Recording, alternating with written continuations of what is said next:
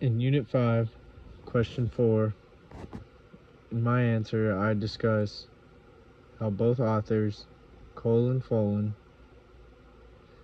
talk about the rulers of the Renaissance and how important the architecture was to them, and spending money on the architecture and making sure that buildings were built perfectly for the rulers, and that all rulers lived in a magnificent palace. And in my answer,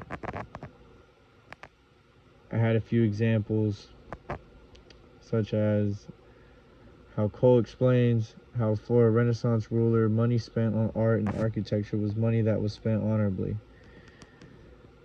The rulers wanted to make sure that their residence was more than presentable, and people who saw the structure would be amazed by the elegance.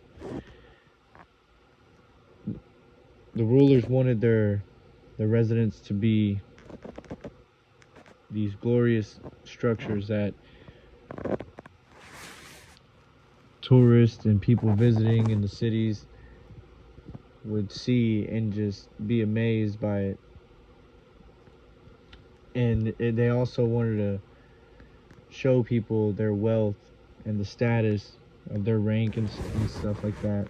I also added some examples from Follin, and how at the beginning of the chapter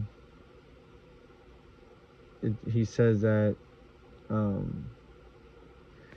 it's an old custom in medieval Europe dating back to Roman times is that the prince's palladium should be one of the most tangible outward signs of his monarch rule. And it's just showing an example of how these rulers wanted their homes to be the sign of their wealth, to show how powerful they were and how nobody could touch them. And